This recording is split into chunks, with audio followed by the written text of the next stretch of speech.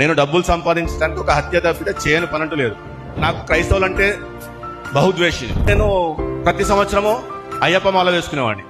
ఉదయకాలంలో 6ంటికి లేచి పూజా కార్యక్రమాలు నిష్టగా శ్రద్ధగా తలారా స్నానం చేసి దీపారాధన చేసి అన్ని చేసిన తర్వాతే మా ఇంట్లో నన్ను కన్నా నా తల్లి కానీ నా తోబుట్టులు కానీ టీ తాగటము లేకపోతే బ్రేక్ఫాస్ట్ చేయటం చేసేవాళ్ళు. అంటే తాగుడికి పచ్చి బానిసనైపోయాను.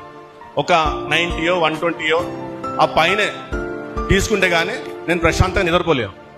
ఈరోజు ఎవరిని కొడితే డబ్బులు రాలుతాయి, ఈరోజు ఎట్లా డబ్బులు సంపాదించాలి, సాయంత్రం కల్లా ఎట్లా క్వార్టర్కో హాఫ్కో ఫుల్కో సంపాదించుకోవాలి, ఈ విధమైన ఆలోచనతో గడిపేవాడిని. ఇంటి పక్కన ఎవరన్నా కాటేజ్ ప్లేయర్స్ పెట్టుకున్నా కానీ ఎవరైనా చర్చ్ యాక్టివిటీస్ చేస్తున్నా కానీ నేను క్రాకర్స్ కాల్చి డిస్టర్బ్ చేసే అటువంటి పని కూడా చేసినవాడిని. క్రైస్తవులు ఎప్పుడు కూడా నా పక్కన కూర్చొనిచ్చేవాడిని కాదు, అసలు వారి నీడ కూడా నన్ను తాకనిచ్చేవాడిని కాదు, వాళ్ళ దగ్గర కూడా రానిచ్చేవాడిని కాదు.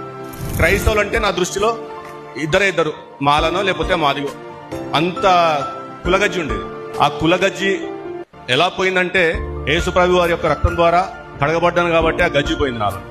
కులగజ్జి అంటుకున్నవాడు మనిషే కాదు, ఎందుకంటే తోటి మనిషిని మనిషిగా కూడా చూడలేడు వాడు. ఎందుకంటే నేను ప్రాక్టికల్ గా చేస్తున్నాను కాబట్టి చెప్తున్నాను. బాగా కథలు పడతారు, ఈ బుక్ పట్టుకుని ఏముంది ఇందులో అని తీసి బైబుల్ తీసుకున్నాను.